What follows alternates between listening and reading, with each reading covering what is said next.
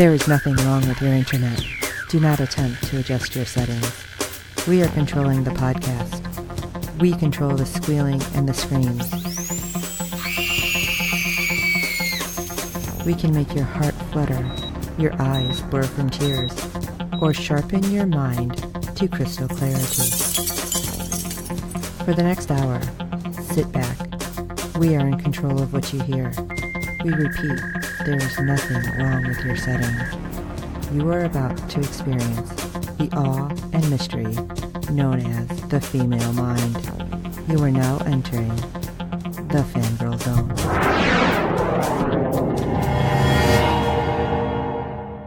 Hello everyone and welcome to SyFy Talk on the Fangirl Zone, a podcast where we discuss shows on the SyFy channel. I'm Sean, Fangirl S. And I'm Steve, and tonight we'll be discussing episode 9 of season 3 of VanHelsing.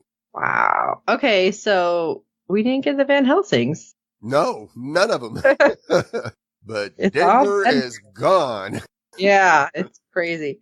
I do want to say, which I was texting with Steve about this, Michael Eklund had posted a picture from his time on the set, and he's posting information about his character, who's the twin to the Van Helsing who was fighting the Elder. Right. So does this mean we're going to get more Michael Eklund? Sure seems that way, doesn't it? I'm wondering if he posted that because so many people are like, what the hell? Right. It's yes, like, please. Right. I'm hoping we do. And I'm looking forward to that possibly happening. And I do want to do a quick shout out to one of our co-hosts over at Hollow 9, Liz, because I don't know if you noticed. She happened to reply, or she put something out there about, I think, Michael Eklund, and she misspelled something. Oh, no. And he replied back to her something like, I think it was like, I stand instead of I stand is what she put. And he said, I thought you were an Elizabeth. And I'm like, oh my God. So I just thought it was funny that he just randomly, tweeted something back out to her that she wasn't like specifically like tagging him in. But right. So he really like pays attention to the people who are on his page. So if you're a fan of him, you should do that. Absolutely. You should get all of them. Oh my gosh. So before I go any further and go crazy, we have ratings. Yes, episode 9 brought in a 0.07 in adults 18 to 49 with 0.318 million viewers, making it the 135th rated cable show for the day. Yeah, where are you people? We're supposed to be renewing Van Helsing, not putting it in the grave. Right. That sucks. Yeah. Over 300,000 people. Yeah, I wonder. But Twitter's alive. There's no doubt about that. Twitter just is always just spot on with a lot of people tweeting it, but. Well, like we've said before, this doesn't count 7 Life days. with 7. We don't know how much this counts with online or the various apps that you can watch it on. So maybe it's only counting like old school cable box. Right. Who knows? More than likely. All right. Did you have any other news? Did you squirrel anything out? No, I haven't yet. You never know. Sometimes Steve comes up with some awesome little nuggets. So I have to ask. All right, let's jump into episode 9, Loud Love. Doc and Jolene clash with Denver authorities over the repellent. Flesh chooses to face his past. Axel struggles with leaving Scarlet behind. Ivy and the Sisterhood infiltrate Denver. Those are all very finite things that happen. Yes. Yeah. So let's start with Phil. He's like, he keeps coming back. Coming back. You just can't kill him. Just like a cockroach. Exactly. And it's interesting because he regenerated. Now I'm thinking, shouldn't he be paced, basically? Right. That was a 4-story fall. Right. But Julius is there in the morgue. It's like he knew Phil was going to wake up. And apparently he managed to get the mortician pretty well drunk so that he wouldn't know. Right. But Julius gets him out of his body bag and he's like hosing him down. Yeah. But Julius said something interesting, which I don't know if you caught it.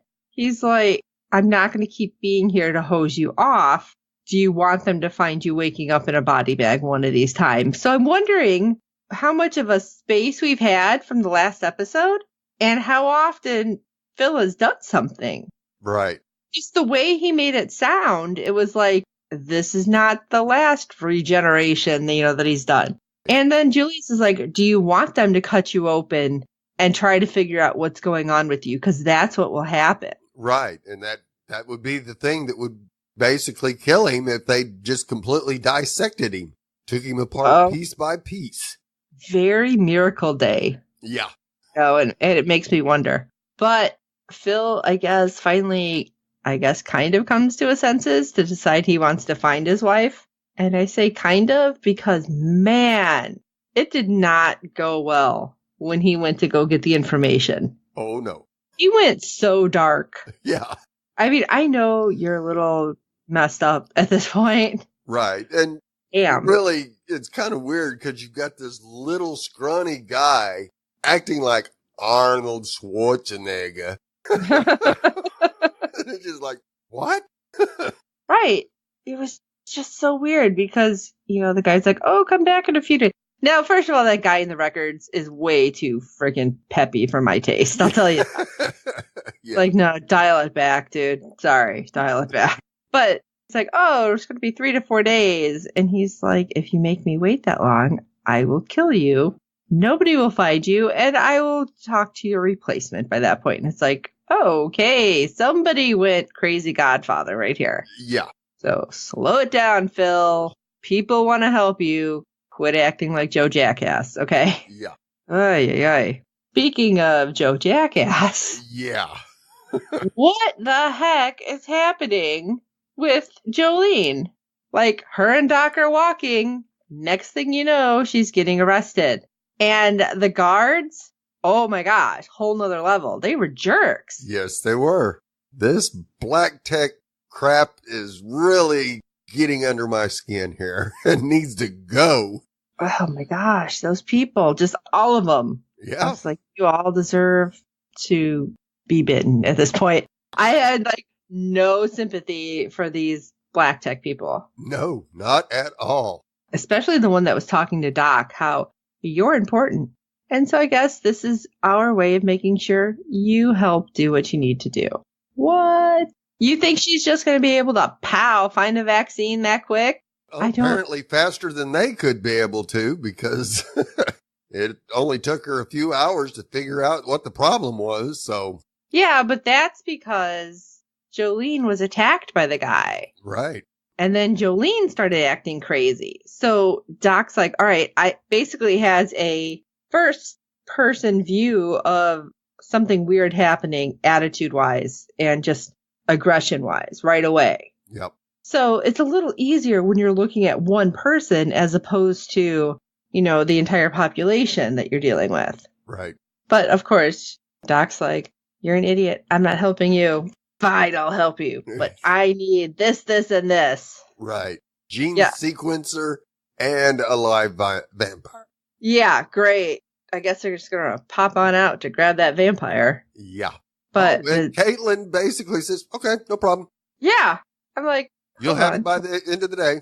Like, okay. Yeah, I couldn't believe that. They're like, okay. Yeah. I think Doc was expecting it to take a while. Right. And that's why she's just like, what? Okay. But I was hoping they were going to have some kind of cage or move her somewhere. So thankfully they at least put up a cage. But I don't know. That went up awful quick. Yeah. So we'll get back to that, though. Let's run over to Axel on the road. Yeah. Again. Yeah. And of course, he's thinking about Scarlet because he's all lovelorn. But he's got a pregnant girl. So maybe you need to get moving. Yeah. Little pedal on the metal. Right. Apparently, it's been, a few weeks. That's why I said Phil must have been doing a lot of this crap. Right. Because where they were, it shouldn't have taken them that long to get to Denver. At least I wouldn't think so. But, yeah, you're talking almost halfway across the country. All back roads. San Francisco, yeah. Yeah, I guess if you're on the expressway, it's a lot easier. Yeah. Yeah, but I don't think taking the interstates would be too advisable right now. Probably no.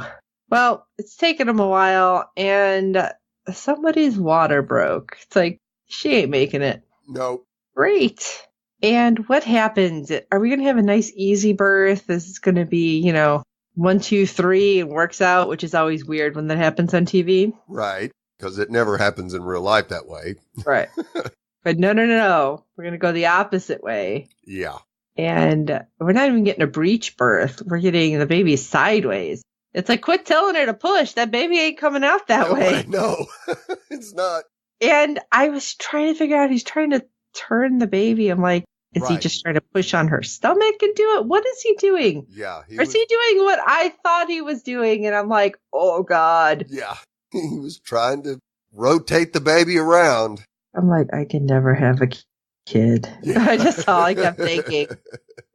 And I thought it was interesting too. You have one person out there watching, which I get it. You need at least one lookout. I would think you'd need more. Right. But everybody else was in there like holding Cat. Is it Cat or Kit? I forgot. Kit down or helping. Right.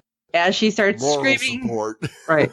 As she starts screaming, you know what you need to do. Save my baby. And I'm like, oh. Yeah, no. This is not as simple as a quick cut because there's a whole lot more to it. I know that. Right. And then I'm thinking, how is he going to sew her up exactly. if he's having a C-section? How is she going to make it and not die from infection? All these things are in my head. Right. But yeah, and they get the baby out, and he hands it to her, and they all look at the baby and she's sitting there just with this giant cut. You go, right. Why aren't you packing that wound and trying to stop the bleeding? And yeah, it's not going to be like a paper cut, okay? No. Not just going to stop. And of course, well, mom's going to die. And I'm looking going, you really need to speed it up and get to Denver because that baby's got no food. Right. And you got to get that baby checked out. And so, of course, I was all freaked out with that. This is what happens when you've never had a kid. Yeah. You're like, well, I don't know. No. So basically, I think Axel and I would have been on the same page here. Like, oh. Yeah. Just making a bunch of noises and weird faces is what it was. So they finally get to Denver, and Axel's like, all right, you guys will be safe here. I'm going to get back. I'm going to find Scarlett, and we're good. And you have the crazy wrestling guy. Yeah, I don't remember his name. Barry the Bruiser. Barry. I don't know why I keep forgetting his name. Of course, he's like, yeah, all right, I can go with you. And he's like, you need to take care of that baby. And he gets all soft. He's like, okay. I thought it was kind of cute. Yeah. But that was cute, and then we went to not cute. Yeah. Because the sisterhood has arrived. How did nobody see these people? How do they not have better lookouts? Exactly. I don't know. I just feel like, yeah, Denver, you really fell down on the job. Right. Well, because I think they were so secure with their idea of the Vamps will only do this. Right. And we can protect ourselves this way. Yeah. I mean, none of them wanted to listen to any story of the Daywalkers that anybody was trying to tell them. And so they said, hey, we've got the repellent. They only come out at night. They probably beef up their security at night and kind of relax during the day. Stupid. What that got you. Right? Because Scab, who really zero personal space, dude. Yeah. Close talker to an extreme. I mean, I'm watching it and I'm like, dude, back up. You need a Tic Tac. Yeah. That's all I kept thinking. And Ivory did too. Because she just gives him the old backhanded elbow to the nose. Yeah, it's like, you need to know your place in the sisterhood. And it is not under my nostrils. Jeez. Right. It's like having... Not in my ear trying to whisper sweet nothings. It's like my dog, the pod dog. Yeah. Yeah. He's a Velcro dog right now. And that's what Scab is, because he's like right there. It's like, ah.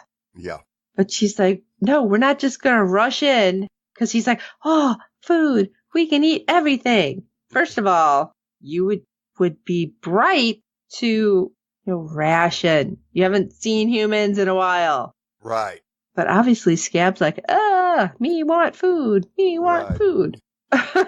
So at least Ivy's smart enough to be like, we're going to find a weakness. We'll find a way in.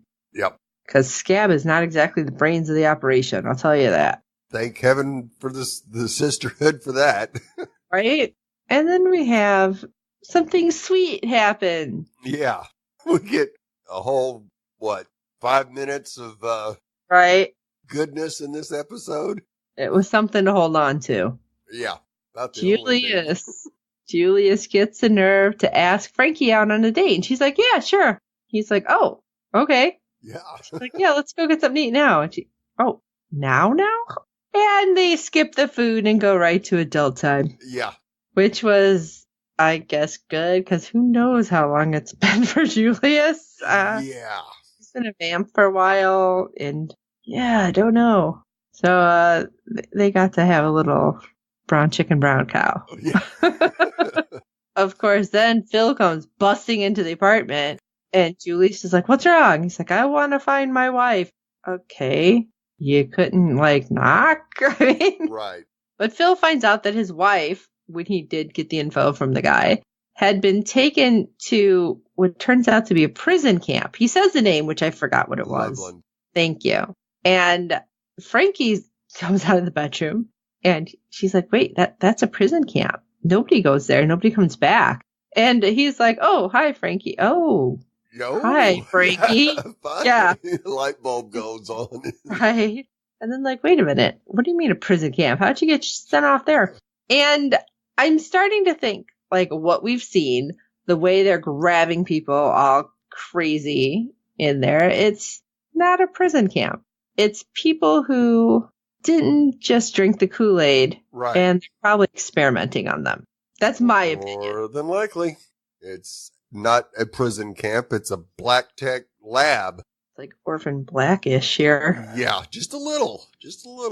So Phil goes, I don't even know where he ended up going, to talk to some guards, I guess. He's like, right. I need to find my wife. She's in Loveland. And he's like, you can't go there unless you do something super serious, dude. Just sorry. And that guard seemed actually nice. Right. Yeah. He was just kind of telling him the truth and not being uppity or standoffish or anything. He was just kind of telling him how it was. But boy, right. Especially that extra information he gave him about, well, you can't leave anyway. You have to pay your debt, which was very Walking Dead-ish. Right. They did that one season. You were in quarantine and you have food and you have clothes. You have to work to pay that off. It's like, oh, because I think because the guard was nice and just telling him and not being a jerk about any of it. Right.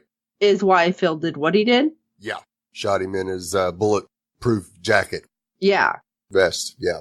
Because Phil's like, oh, I'm a prisoner here. He's like, no, it's not. You're not a prisoner, but it's taxes and the only two things, death and taxes, right? And the guy's like, right. The guy's trying to kind of laugh it off, but be sincere. Yeah, and when he got shot in the bulletproof vest, I think that guy kind of flipped, because obviously if you're going to get shot, you're going to freak out, right? Right, absolutely. I would. But Phil's like, okay, is that severe enough? And I'm like, dude, you have gone off your rocker. Yeah. Do you really want to see your wife like this? I don't think that's the best. Really? I mean, yeah, Phil's kind of the Wile E. Coyote here, because he's chasing that roadrunner and the cliff's coming up. Right? There's so many other show references I just did and Steve just did in this episode. Sorry. But it's so much like all these other things, putting all these pieces in here. Yep. Let's jump back to Doc, who, now she immediately did go to the gene sequencer when they brought it to her. And I don't know if she was doing anything with the Dark One blood. That's the only reason. Yeah, I would say the Dark One, or I couldn't tell if it was that or if it was with repellent she was doing something, or both. I wonder. Dark One blood, but I don't. That's what I was thinking originally. Yeah. But I wonder if she got anything out of it. Because she had even mentioned that she didn't really need one for doing what she needed to do with the repellent. So, and she apparently got a very good result with it too, because she makes the comment, "I got you," just before Caitlin comes in. Oh, I didn't catch that. Yeah. So I think she has something now, if we can just get her out alive. Well, I don't think she's gonna die. Yeah. Let's hope not. Well, I mean, we've seen Phil, we've seen them all. Yeah, and even the Daywalkers don't die either, so yeah, that's true. I don't think we've seen one of the Daywalkers try to bite one of the people that... Yeah, they were trying to bite Julius. Right. Oh, that's right. Yes, you're right. And went, "Oh, God, that tastes terrible." They're like, "Why aren't you changing?" Right. Yeah, so I'm sure Doc will get out, but things are going to get pretty hairy because when she brought in that lady who was in charge, she's like, "Yeah, look at the slide." And I'm like, "Okay, what are you doing, Doc?" Yeah. And she's like, "It doesn't look any different." She's like, "You're smart. You'll figure it out." I loved it because then she's like, "It isn't different." She's like, "Oh, I didn't say I solved your problem." Yeah.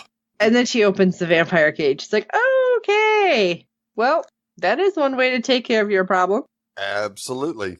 And it couldn't have happened to a nicer person. No, it couldn't. But Doc also makes sure she doesn't completely change. Right. And Doc was talking smack, though. Oh, yeah. Feel it burn. Feel it? Yeah.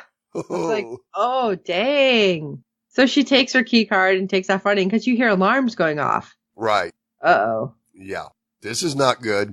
No. Because as she gets over where the cells are, they're all empty. And the guard's like, "What are you doing? We're following protocols." And everybody's being sent to Loveland. So Doc's running out there, finds a bus. She's hitting it and stop the bus. And they're not stopping. Oh, hell no. It's like, oh, no. What is this? What's happening? Right. Now would be a great time if Axel was around. Right? Grab Julius and Doc and follow that bus, but nope. Yeah, because when this is going on, and you have another part where Julius grabs Frankie and it's like, "We got to get out of here now." Right. And they take off running, and he grabbed his gloves. So you have Doc on the move, Julius on the move, Phil apparently being arrested, so who knows where the heck he is. Probably on that bus. Oh, I didn't even think about that. Yeah. And all hell's breaking loose because, of course, the Sisterhood got into the walls after watching Axel's group. Right. They just pulled over their hoods. They are the messiest eaters. I mean, their face is just... That's all I kept thinking. I'm like, every vampire movie I've ever watched, like, they don't have it all over their face like that. Right. Or subspecies, he kind of did, but, like, clean up your face. Yeah. I guess you're not that desperate for blood if you're going to let it run all down your clothes. Yeah. I don't know. Pet peeves. All right. Well, we're just hitting everything on this episode. Okay, wait. Yeah, I just pulled an old vampire movie out. Yeah. Subspecies. Yeah, that I don't even know how many people are going to know that one. Totally look it up. I loved it. It was awesome. It's a full moon video. But anyway, going back, the guards are like zero match. Right. Yeah, they've got a handful, maybe 5 or 6, and there's that many of the Sisterhood there. So, yeah, they went down without hardly firing a shot or two. Like the machine gun's not going to stop them, guys. Right. And nukes at the door. They kept trying to tell the guards, "Listen, there's daywalkers," and the guy was getting crappy. And he grabbed one girl and he's like, "That's it, you troublemaker." It's like, dude, she's telling you information that you need. Yeah. This is not a troublemaker. This is serious stuff. Yeah, this is like the first guard that took Jolene away. Right. And, well, you know what? You get taken out. That's what you get. Yeah. Just seconds later, too. Right. So it's like, yes. And then you have the Basher, who has the baby, who's like, "Oh, my God, we got to hide." Everyone's like, "We got to get out of here." And they're running. They're following guards. But he hides in the lockers with the baby. And I'm like, are you serious? Yeah, that is like, that baby is so going to make a noise. Exactly. And then the baby kind of cried. Thankfully, only like a little quick cry. And with all the mayhem going on, they didn't hear the baby. Right. I was just watching going, oh, this is not good. This is not good. And apparently they finished off the little smorgasbord in there. Right. And head into Denver proper. and he gets out of the lockers, which I don't know how he managed that one either, but whatever. Looking around at everybody, he's like, I gotta get out of here. And there was a second member of that party. Right. Who apparently hid himself under a dead body and a mattress. Yeah, under the cots. And he's like, wow, okay. Well, you know what? Like I said, there was all that mayhem going on. And they knew they were going in for all these other people. So maybe they just thought somebody was bleeding out. Yeah, could be. And didn't even think of it. So instead of going into Denver proper, they're like, we need to go the other way. Well, that's fine and dandy, but you still don't have any food for that baby. Right. Maybe there's a food pantry right there that you can, I don't know, get a bunch of stuff. I don't know what you're going to do because you got a baby. That's right. Yeah. But as we see this happening, Ivy's telling them inside Denver, was it turn the strong ones, feed on the weak ones? And she said something about the kids specifically, and I don't remember. Was it kill the kids? Probably. It was like, oh, dang, okay. And they're attacking left and right. And they get further and further into the area. And we happen to see Julius and Frankie, who are trying to make it out. And Julius grabs Frankie because she's almost bitten. And Julius gets bitten. And all of a sudden, Frankie's like, wait a second, you're healing. What's going on? Yeah. He's like, tell you later. We gotta run now. We gotta go. And thankfully, she was like, okay, yeah, you'll tell me later. We run now. That's fine. Yeah. Because you know how many times in those movies and all, people stop. They're like, no, you tell me what's going on. All right, you're going to die. Yeah. So I thought they were going to make it. I did too. They turn the corner and there's Scab. Damn it. Scab. And he immediately grabs Frankie and is not going to give Julius any chance. Yeah, Julius is like, take me, Scab. Leave her alone. Leave her alone. He's like, nope. Nope. You're going to suffer. He is so creepy and scummy. Yeah. Nothing like the guy was, the human he was, that's for sure. Right. So as the guards end up pulling Julius through the fence, you see Scab bite Frankie. Yeah. And then they pull the gate closed, and there happens to be plastic on it. So the next thing you know, you just see a hand. Right. With blood, smear it on that. I'm like, really? Yeah. That's so cruel. And Julius this whole time's like, I'm going to kill you, Scab. I'm like, dude, you're going down. Yeah. You just made probably the worst enemy in the world you could make except for Sampire. Which makes me wonder what the heck they're doing. Yeah. We need to know how this Mohammed and Sam showdown is going to go down. How's that going to happen? Yeah, how's that going to end up? I don't think it's going to end well for Mohammed. I'm sorry. No, I don't either. Sam's been a vampire much longer, but I don't know. I really don't know because there's so much weirdness happening over there. But anyway, what did you guys think of this episode of Van Helsing sans all the Van Helsings? I mean, I do like getting this information of what's going on because obviously we'd be like, what's happening in Denver if we didn't get anything? Right. But I thought it was weird. We didn't see anything, not even a quick glimpse at the end or something. Right. Show Scarlet swimming across the bay there to get back the land. All right. Well, let us know how you feel. Shoot us an email at SyFy Talk. That's SYFY Talk at fangirlzone.com, and we can discuss it. Check out our website, www.fangirlzone.com, and we have all our emails there. We can just copy and paste and shoot us a message, or Twitter and Tumblr and everything, YouTube, Facebook. We're everywhere. And don't forget to tweet with us every week on all our shows because it's awesome. I think the only thing we're not really tweeting, well, I haven't been because I'm already behind, is on Night Flyers. Right. I did the first 2 episodes. And it's everything. So next week I'll be on it in between cookies. Yeah. So 'tis the season. All right.